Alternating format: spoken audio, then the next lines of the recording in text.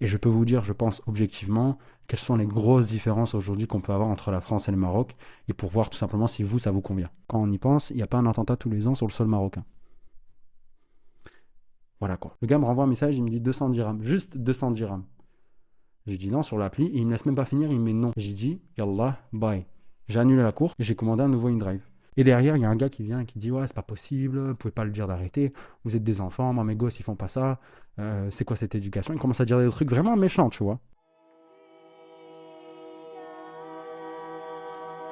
Depuis 5 ans, j'étais perdu, me demandant chaque matin pourquoi je me levais. J'étais au bord de la dépression. Mais chaque nuit, quand je m'endormais, un rêve persistant m'appelait, vers un désert. Un homme, une femme, une quête. Après réflexion, je me suis préparé, pris mon sac à dos et je me suis lancé dans une aventure. Ce rêve m'a amené aux portes du désert, où j'ai immortalisé mon voyage dans un documentaire de plus d'une demi-heure. J'y ai rencontré des personnes extraordinaires, entendu des histoires touchantes, drôles et poignantes. Mais c'était que le début. De ce voyage est né un nouvel objectif, le projet Ouria. Mon défi est double, atteindre une liberté financière avec un revenu de 10 000 euros par mois et sculpter mon corps à 10% de body fat. Chaque dimanche, je te fais un bilan de ma semaine. Alors merci de me donner un petit peu de ton temps de vie. Installe-toi confortablement, car mon histoire pourrait t'inspirer. Et je suis convaincu que je pourrais aussi apprendre de toi.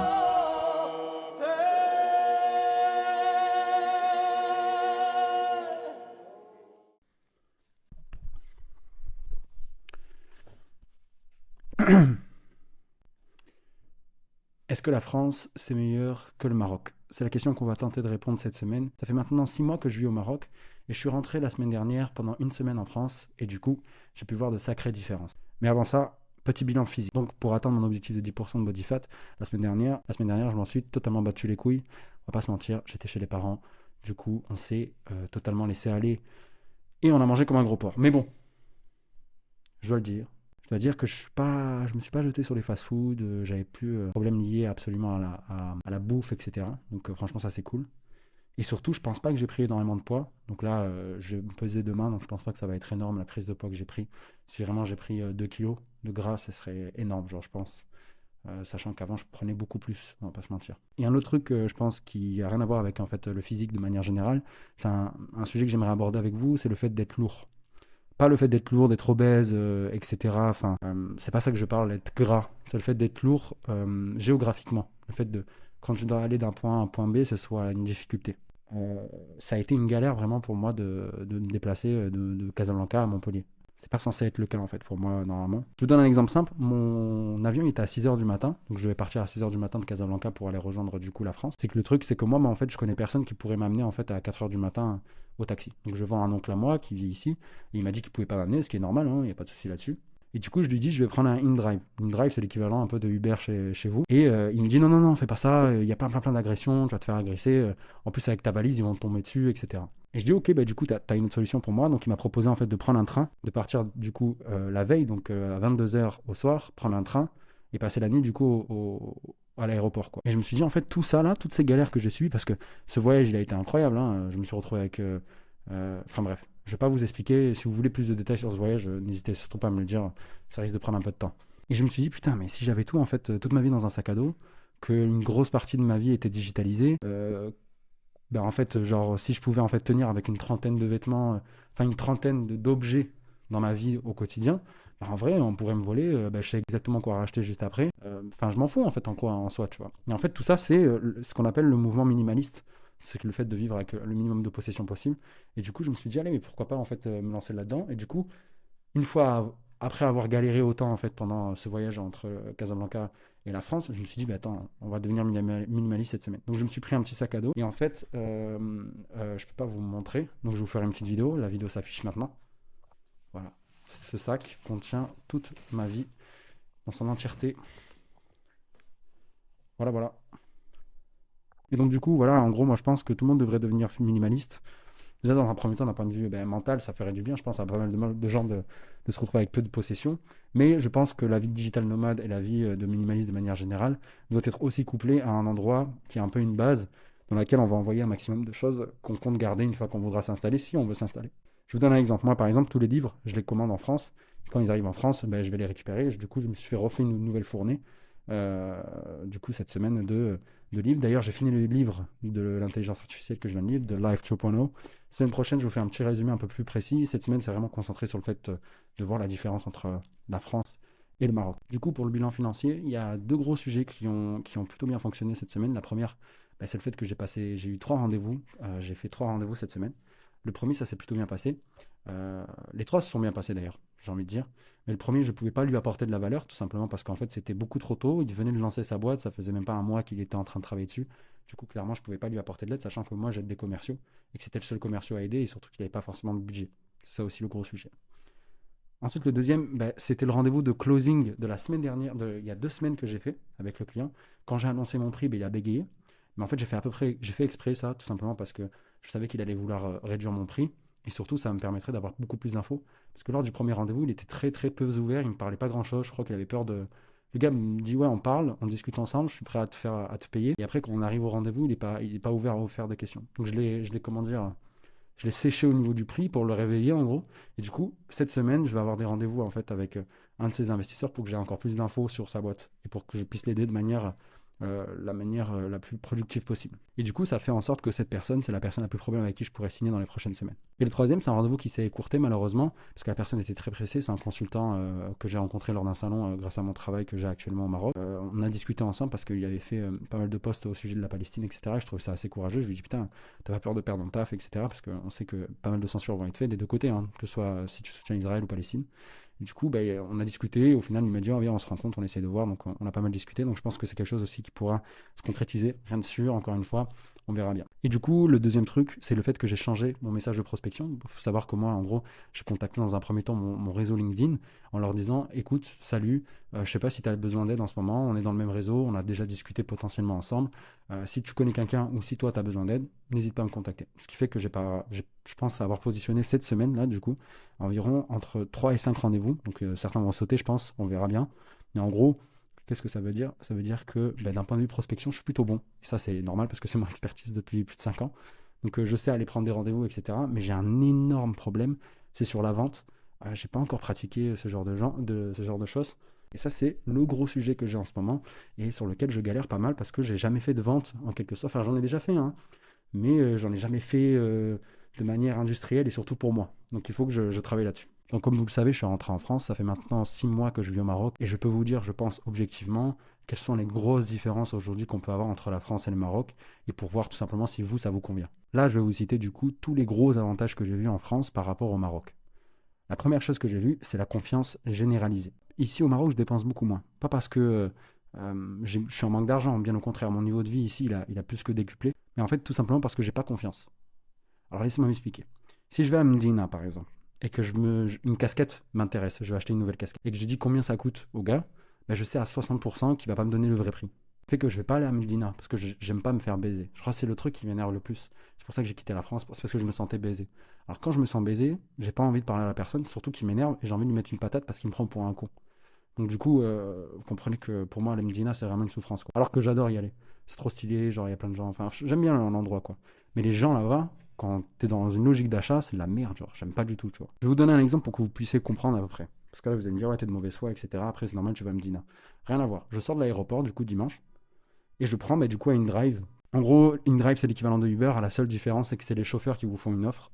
Donc, par exemple, vous arrivez sur la plateforme, ça a mis 113 dirhams. Voici le prix de la course moyenne pour votre distance. Et après, il y a des chauffeurs qui viennent, ils vous proposent genre 140, 160, etc. Donc, je prends du coup un truc à 140 dirhams, donc un petit peu plus cher que le prix qui était conseillé. Et du coup, à chaque fois, en fait, la personne t'appelle sur WhatsApp pour être sûr que tu es au bon endroit, etc., pour discuter un peu avec toi, pour savoir où tu es, ce qui est normal. Et donc, du coup, c'était une course à 140 dirhams, il me semble. Le gars, il me contacte sur WhatsApp, il voit bien que je suis français parce que je galère un petit peu à parler en arabe, tu vois. Et après avoir accroché, le gars me renvoie un message, il me dit 200 dirhams, juste 200 dirhams. J'ai dit non sur l'appli, et il me laisse même pas finir, il me met non. J'ai dit, Yallah, bye. J'ai annulé la course et j'ai commandé un nouveau InDrive. Le truc, c'est que le chauffeur qui est arrivé après, il était vraiment gentil. Et je me suis dit, putain, avec l'autre là, lui aussi, il était gentil, les gars, au téléphone. L'autre là, Je vais être méchant avec lui, on va voir ce qu'il devient, tu vois. Et du coup, pendant tout le trajet, alors que c'était un gars super sympa, j'étais froid, assez sharp, tu vois, dans mes phrases, etc. Je lui faisais comprendre, alors que ça se trouve, le mec est super gentil, tu vois. Et quand je suis arrivé chez moi, du coup, tout s'est bien passé. Mais qu'est-ce que j'ai fait? Je lui ai donné 200 dirhams. Est-ce que vous voyez ce que je veux dire? C'est pas l'argent le problème, c'est les gens. Et du coup, c'est ça qui est un peu chiant au Maroc, tu vois. C'est ce petit côté-là où les gens vont se dire, je vais lui soutirer 100 dirhams, peut-être qu'il va. Enfin, pourquoi tu fais ça? C'est con, genre, c'est complètement con, tu vois. Et c'est pour ça qu'en fait, moi, je me rends compte que inconsciemment, quand je vais manger dehors, par exemple, quand ça m'arrive, tu vois, je vais manger forcément dans un endroit qui est très occidentalisé. Parce qu'en fait, je pense qu'inconsciemment, ça me rappelle, oh, ok, là, ici, ça ressemble un peu à la France, du coup, je vais payer là. Alors qu'en vrai, je kifferais aller manger bien. Donc, c'est ma faute dans un sens parce que je parle pas bien d'Elija, ce qui fait que j'arrive pas à m'exprimer et que les gens me prennent pour un touriste, tu vois. Et de l'autre, c'est de leur faute à eux parce qu'ils sont trop court-termistes, tu vois. Si moi, s'il est gentil avec moi, je vais revenir chez lui, donc je vais redépenser. Et en plus ça, j'en parle autour de moi, etc. Donc c'est un peu, c'est de ma faute et de leur faute aussi, tu vois. Il y a une deuxième chose aussi que j'aime bien, qui est du coup corrélée à la première, c'est la praticité de la France. Déjà sur le choix, t'as vraiment le choix en France, surtout à Paris, parce que j'ai fait un petit tour à Paris par exemple pour mes emplettes, etc. Ici, au Maroc, t'as pas une petite boutique spé, tu vois, genre de vêtements un peu spécifiques, tu vois, qui offre une gamme un peu plus qualitative, tu vois, où t'es prêt à payer un peu plus cher, et en vrai, t'as de la qualité de fou, tu vois. Ça n'existe pas ici au Maroc, c'est un peu dommage. Ici, en fait, t'as que les grands groupes, tu vois, genre H&M, tout ça, Zara, ce genre de trucs, et t'as les petits commerçants qui vont aller se fournir en Chine. Et t'as rien entre les deux. Ça, c'est un petit truc un peu chiant ici. Et après aussi, ça, d'un point de vue aussi de choses un peu plus importantes, comme la santé, tu vois. Ici, les médecins, je te donne un exemple, ici, les médecins, ils sont pas plus mauvais que les Français. Tu vois, ils sont à peu près au même niveau, voire des fois un petit peu plus, tu vois. Pourtant, je me ferais pas soigner ici, à part une grosse urgence, tu vois. Parce qu'en fait, c'est pas pratique. Je vais devoir demander autour de moi. Je vais galérer car du coup, j'ai pas confiance, tu vois, ce genre de truc. Et en fait, en France, t'as Doctolib en 15 minutes, t'as même les avis du docteur, tu peux prendre ton rendez-vous et voilà, c'est plié, tu vois. Donc ça, c'est le bon point aussi de la France, c'est que c'est pratique en fait. C'est très pratique. La France, il y a plein de petites applications qui permettent de faciliter la vie, tu vois. Et surtout, si c'est backé derrière par la confiance qu'on a à peu près de manière générale dans les achats, etc., en vrai, tout va plus vite, quoi. Comme ta mère. Klaxon comme ça. Désolé si vous avez entendu le klaxon. Ah ouais, ça s'en bat les couilles. On prendra le téléphone. S'en bat les couilles. Enfin, le troisième avantage que je trouve à la France par rapport au Maroc, c'est le sentiment de sécurité. Alors, petit disclaimer, je suis pas en train de dire que le Maroc c'est plus dangereux que la France, bien au contraire. Quand on y pense, il n'y a pas un attentat tous les ans sur le sol marocain. Voilà quoi. En fait, au Maroc, le Marocain, si tu l'embêtes ou s'il trouve que tu le saoules, il va te mettre une gifle. Elle est là la grosse différence. Le français, c'est pas qu'il est inoffensif, c'est pas du tout ce que je suis en train de dire, mais disons que de culture, il est plus dans la solution, le dialogue, la non-violence, ce genre de choses. En gros, le français, il a un seuil de pétage de plomb beaucoup plus bas que le marocain. Je vous donne un exemple. Quand je suis rentré de Paris, il y avait un enfant, on va dire, de 4 ans qui foutait un peu la merde. Moi, ça me dérange pas, je trouve que les enfants, c'est une bénédiction. Bon, il fait un peu de bruit, c'est pas très très grave. Tu mets tes écouteurs, normalement, tu te fais pas chier. C'était mon voisin, tu vois, ce bébé. Et derrière, il y a un gars qui vient et qui dit ouais, c'est pas possible, vous pouvez pas le dire d'arrêter. Vous êtes des enfants, moi, mes gosses, ils font pas ça. C'est quoi cette éducation? Il commence à dire des trucs vraiment méchants, tu vois. Et là, le mec, alors qu'il est devant sa femme et tout, il se désintègre, tu vois. Et il dit oui, il bégaye, tu vois. Et c'est moi qui a dû me lever pour le défendre et dire oh, mais monsieur, vous pouvez pas dire ça et tout, c'est un enfant, vous comprenez, je pense qu'ils sont fatigués, tu vois. Je commence à essayer de calmer le truc, tu vois. Mais moi, j'avais envie de le gifler, le frère qui dit ça, c'est une dinguerie ce qui sort, tu vois. Genre, tu sais, je me mets à la place des parents, genre, j'aurais envie de le plomber, tu vois. Et quand j'y pense, une histoire comme ça au Maroc, ça serait jamais passé comme ça. Bon, déjà, premièrement, je pense que l'enfant, on l'aurait fait rigoler, on aurait fait en sorte qu'il soit. Enfin, les gens aiment beaucoup les enfants ici au Maroc, pas parce qu'ils trouvent ça mignon et tout ça, donc les gens, ils sont beaucoup plus prompts à aller discuter avec le gosse, etc., faire en sorte qu'il s'amuse, etc. Et la deuxième chose, déjà le gars de base qui fait une remarque, il serait levé, il aurait crié, mais vraiment il aurait dit oh tu me casses tes couilles là, il aurait parti en couille, tu vois. Et le gars en face, donc le daron, il serait levé, il aurait giflé, tu vois, ça serait parti en bagarre, c'est sûr et certain, tu vois.